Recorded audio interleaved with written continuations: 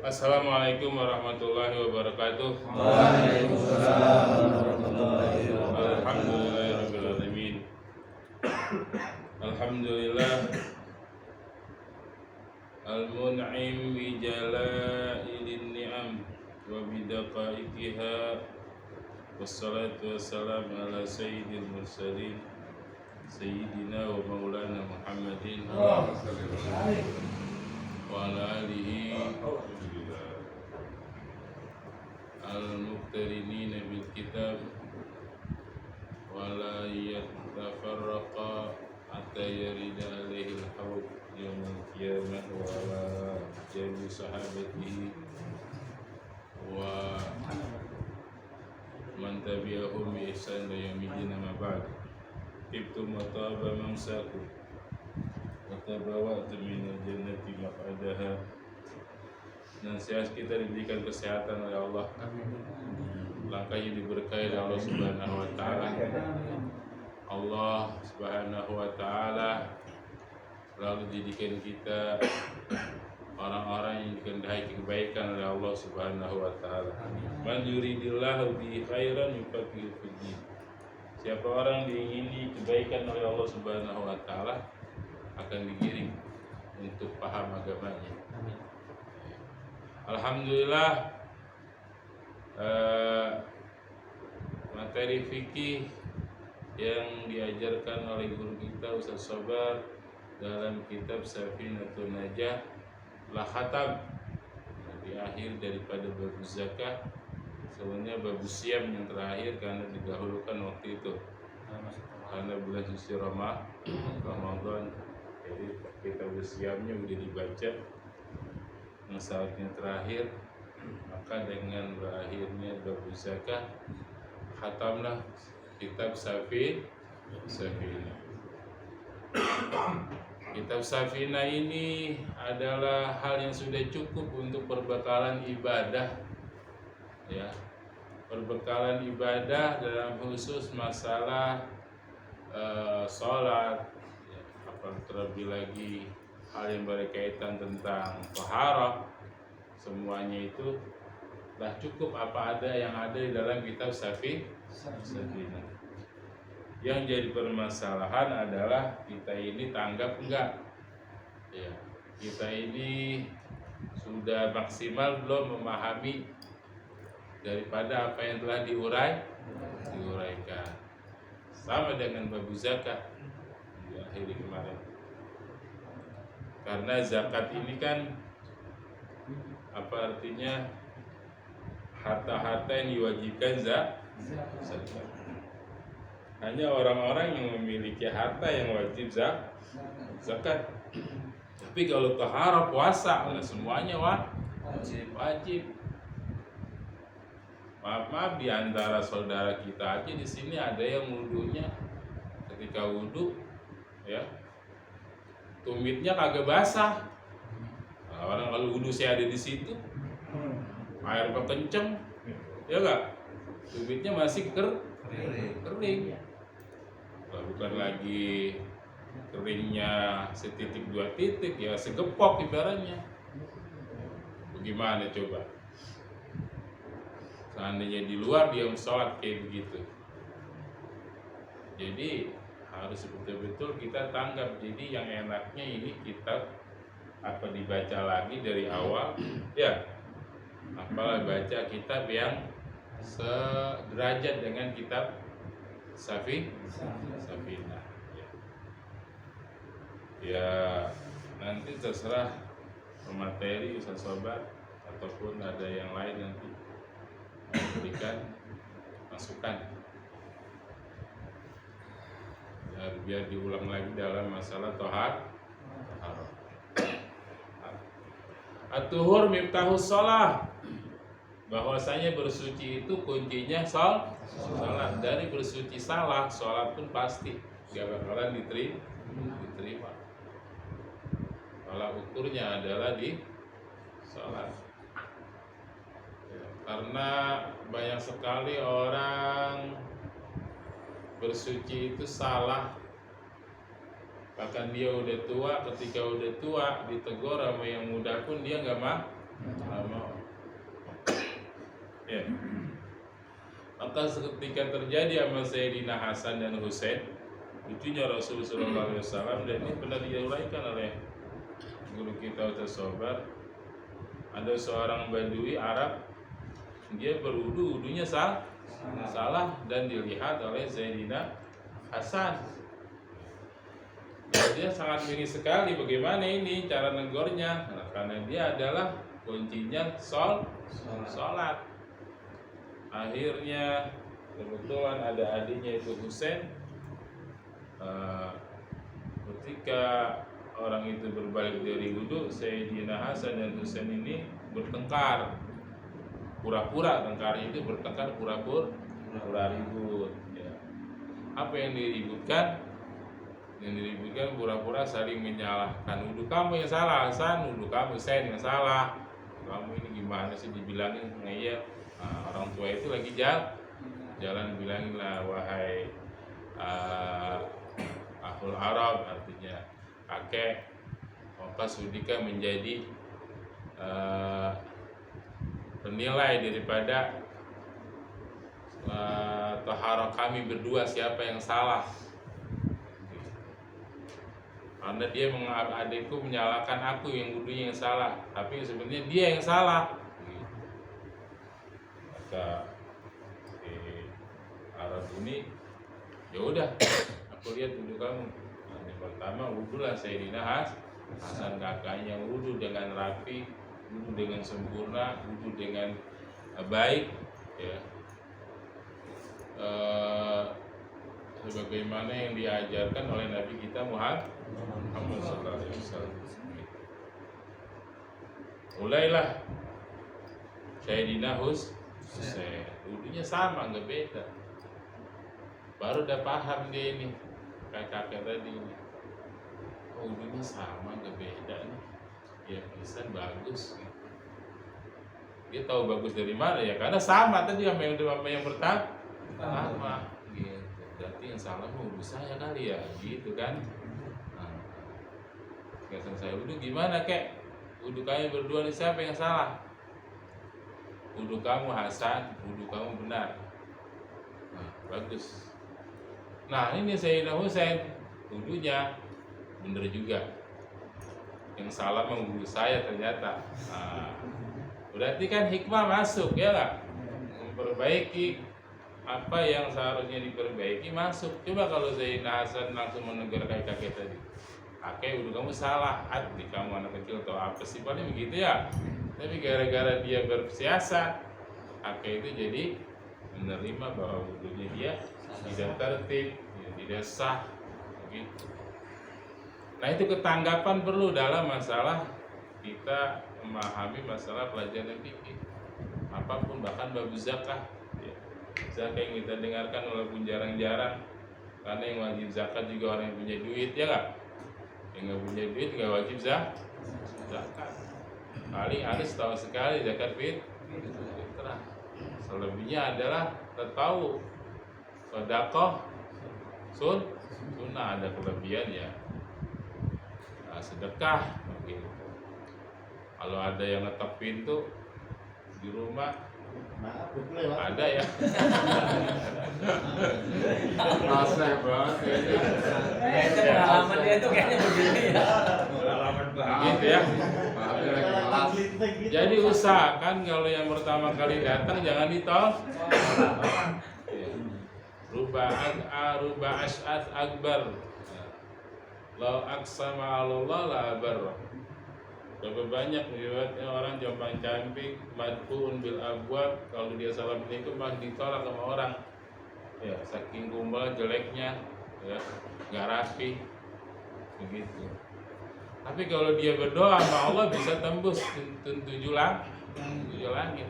Nah, makanya kita harus nuduhnya di situ. Takutnya ntar yang lagi assalamualaikum itu cuma pura-pura doang, tapi hidir.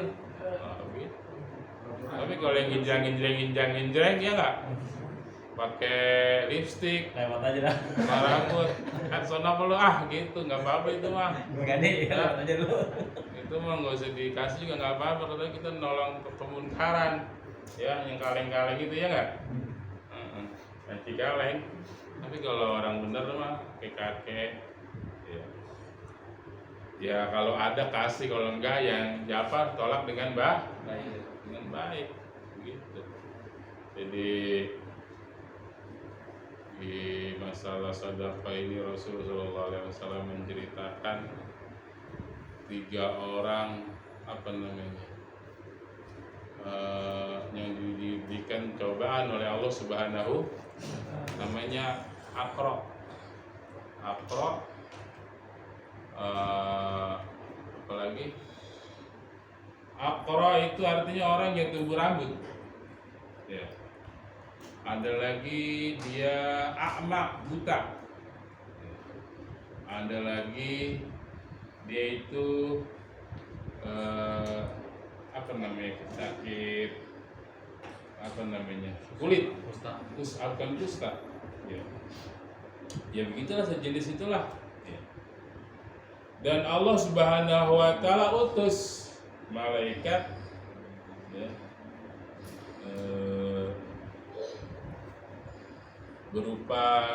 berbentuk manusia, suruh nanyain dia, ya, apa yang dia inginkan dari Allah Subhanahu wa taala, dan juga harta apa yang paling dia cintai dan berikan, kata Allah Subhanahu wa taala. Maka datanglah malaikat itu, ya. Yang pertama pada itu dia yang penyakit kulit, ya. Sebutannya apa bahasa Arabnya? Boleh di HP penyakit kulit.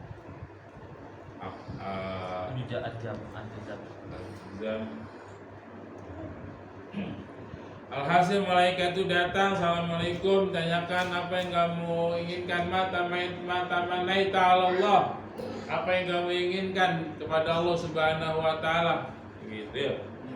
Katanya, ya aku dijauhi orang dengan penyakitku ini, gitu, ya. Aku ingin kulitku mulus, bagus seperti orang lain. Ya diusap sama malaikat, ya. Langsung kulitnya mulus, bagus.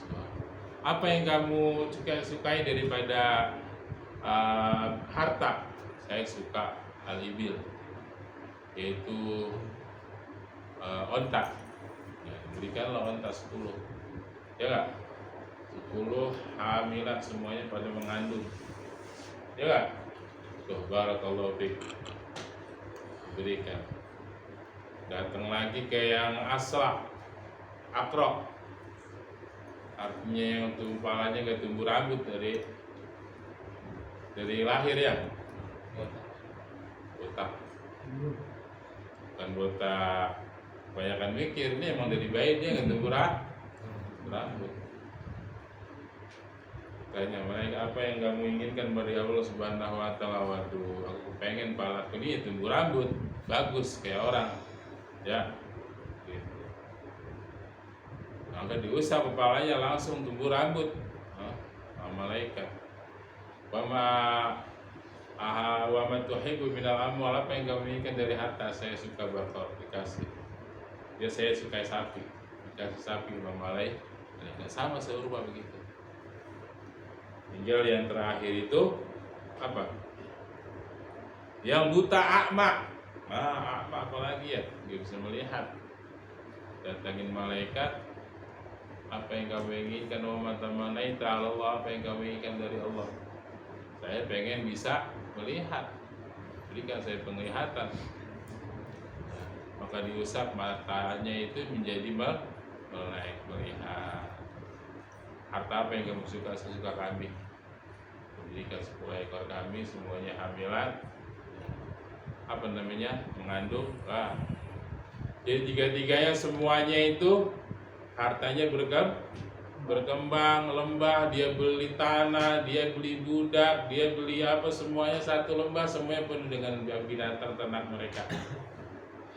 Hingga datanglah masa ujian dari Allah Subhanahu wa taala. Datangnya penyakit kusta tadi, malaikat pura-pura dengan penyakit kustanya mengatakan, siapa ini yang punya onta banyak ini di lembah ini? tunjukkan saya pada pemiliknya. Begitu. Jika ditunjukkan ada apa, minta berikan aku ontamu seekor aja buat saya, biar saya manfaatkan. Kata dia, onta mulu, kalau saya datang minta onta, setiap datang minta onta, ya berarti dia doang yang datang ya, nggak ada. Waduh, kamu ini pelit banget ibaratnya ya. Saya kenal kamu, dulu kamu kayak saya kayak begini, penyakit kusta, enak aja. Saya ini punya harta gini, warisin dari orang-orang tua saya, kaya semuanya, 7 turunan kaya. Waduh, kamu pembohong. Kalau kamu benar-benar pembohong, kamu Allah akan kembalikan bagaimana kamu asalnya dulu.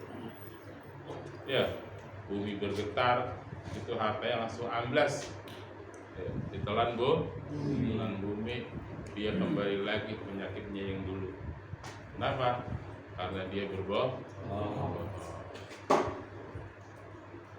Datanglah yang kedua, ya, siapa dia? Botak tadi. Malaikat datang dengan maksud kepala botak, umel dekil, minta bantuan. Mana ini orang yang punya harta, tunjukkan sama saya. Ya, saya minta ontanya nih, biar bisa menyampaikan saya pada tujuan. Minta onta, nggak dikasih juga. Katanya malaikat, kamu kan dulu, saya tahu kamu kayak saya dulu punya penyakit kepala botak. Wah, enak aja kamu ngomong sembarangan. Ya. Saya ini punya harta yang ini adalah ngewarisin dari orang tua yang kaya dari dulu. Ya, itu penyakit manusia sama orang gitu. Ya, innama utituhu min ilmin indi, kata Qaul kan gitu. Saya punya ini nih karena pengetahuan saya, karena kepintaran saya. Padahal katanya malaikat, kamu kan dulu saya tahu kamu botak juga sama saya. Kok kamu pelit sih? Enak aja. Benar, kamu harus jujur. Kalau bohong sama Allah kagak balikan kamu ke sekolah. Akhirnya dia nggak ngasih, malah nyakit. Sama ya, hartanya ditenggelamkan oleh Allah Subhanahu wa Ta'ala. Dia botak lagi kayak dulu, botak jelek ya. Hingga akhirnya sampai yang buta. Malaikat datang dengan postur buta. Siapa ini yang punya harta? Tolong tunjukkan saya pengen minta seekor kambingnya. Apa kata Saibul Agnam yang punya lembah kambing semuanya? Dulu saya sama seperti kamu. Saya juga buta, miskin, gak punya apa-apa. Kalau kamu mau kambing, ambil semuanya kamu, saya nggak bakal menghalanginya. Ambil dan bawa pergi sana. Langsung itu malaikat yang pura-pura buta tadi matanya melek. Saya ini adalah malaikat Allah, saya nggak buta. 2 teman kamu binasa semuanya, kalian selamat, tapi kamu selamat dan barakallahu fi amwalik. Ambil semuanya harta ini, Allah berkahi semua harta. Tuh, ya kan? Itu namanya harta-harta yang wajib zakat. Diantaranya apa? Zakatul an'am, zakat harta yang berupa hewan ternak, 3 jenis daripada hewan tadi. Jadi orang itu kalau dia wajib zakat, ya, dia itu memberikannya juga kepada orang miskin. Kalau dia yang paham, bukannya dia memberikannya sama orang miskin begitu ya. Ini kata saya. Kadang-kadang dia sama orang-orang soleh itu dia berpakaian jelek, dekil kubal. Dia yang datang, ambil. Ya. Ambil. Jadi dia yang nyuruh ngambil. Jadi orang ibaratnya orang fakirnya nggak merasa dihinakan, suruh datang, suruh ngambil zakat. Tidak, dia sendiri yang datang mengetuk pintu orang miskin. Karena apapun ya orang itu bersedekah, apalagi bayar zakat, emang haknya orang miskin. Karena ketika dia bayar zakat ataupun sedekah, udah jatuh ke tangan Allah sebelum jatuh kepada orang fukara. Dan orang kaya itu harus berterima kasih kepada orang miskin. Kenapa? Karena dengan orang miskin tadi dia menjadi dapat pahala. Ada orang sama-sama alimnya, antara yang kaya sama yang miskin. Yang kaya bayar zakat, yang miskin orang alim juga. Khud, ambil ini. Ambil ini. Dari saya lah, alaisa minna, ini bukan dari kamu. Hadza minallah, ini adalah dari Allah. Dari Allah melalui kamu. Jadi orang miskin itu ibaratnya makan zakat harta, bukan dia ngambil dari hartanya orang kaya, dia ngambil rezeki dari Allah Subhanahu wa taala. Dan begitu juga makanya orang yang menyadari dalam zakat itu, ya, dalam masalah zakat, ketika orang bersedekah ataupun dia berzakat yang wajib, yang bagus itu adalah suhudul minnah. Artinya betul-betul dia menyaksikan, paham betul bahwa ini semuanya dari Allah. Dia nggak punya apa-apa, dia juga dunia tidak ada. Dia punya harta itu diizinkan oleh Allah. Harta adalah makhluk Allah, dia diberikan kuasaan untuk mengaturnya, ya nggak? Tapi kalau dia berikan taufik untuk mengatur di dalam kebaikan, maka jadi pahala dia. Tapi kalau nggak diatur, nggak diberikan taufik oleh Allah, ya tadi menjadi orang yang tidak menjadi naik derajatnya dengan hartanya. Begitu. Jadi ketika dia membayar zakat ataupun dia sedekah, syuhudul minnah. Artinya memang sudah takdir Allah Subhanahu wa taala, dengan senang hati dia memberikan hartanya karena ini adalah betul-betul dari Allah Subhanahu wa taala. Bukan dia. Memang dia yang menjadikan oleh Allah Subhanahu wa taala wasilah untuk membantu orang fukara atau masakin. Namanya syuhudul minnah, artinya begitulah perasaannya seharusnya orang yang berzakat atau bersedekah, dia lebih senang daripada yang menerima. Wah, ini hebat. Ibarat orang kalau sholat dia khusyuk. Sholat khusyuk ataupun hadir. Nah, zakat juga kayak begitu. Kalau zakat nggak ada atau sedekah nggak ada syuhud tadi, penyaksian bahwa itu adalah milik Allah, dia diberikan kekuasaan untuk mengaturnya, ya nggak ada kayak gitu, berarti kayak sholat nggak punya kekhusyuan, nggak punya kehadiran. Nah, yang bagus tuh kayak begitu, dia zakat ataupun dia sedekah, dia betul-betul menyadari itu adalah milik Allah. Orang dia dunia juga sama, nggak ada, diciptakan dari nutfah, dari setetes air hina, diberikan rezeki kekayaan oleh Allah Subhanahu wa taala. Nah, itulah ya, segala ibadah apapun namanya ada ruh, ya, ada yang terbaik. Bagaimana kita mendatangi ketaatan kepada Allah Subhanahu wa taala dengan ilmu. Katakan ya ayyuhalladzina amanu la tubtilu shadaqatikum bil manni wal adha. Wahai orang-orang yang beriman, jangan kau batalkan pahala sedekahmu itu dengan mengungkit wal adha, ataupun mau ada itu menyakiti yang orang yang dia beri tersakiti, itu juga akan membatalkan pahala. Dia di antara bentuk mengungkit itu dikatakan oleh sebagian ulama, dia memberi tapi ada iming-imingnya. Ntar kebun gol lu, amin tolong ya. lu bersihin kalau koredin itu namanya ngungkit gong. Jadi kayak ditimbal balik begitu. Nih, gue sedekah nih, gue ada duit nih. Ataupun sama sekali ngomongannya emang gak enak. Lu kalau keluar kasih gak bakal lu beli apa? Beli apa itu? Pulsa atau nggak punya HP. Nah, itu namanya ngungkit gong. Ngungkit. Nah itu nggak boleh. Yang bisa ngungkit itu hanya Allah dan Rasul. Al-mannu lillahi wa rasul. Yang namanya mengungkit itu hanya milik Allah dan Rasul. Begitu ya.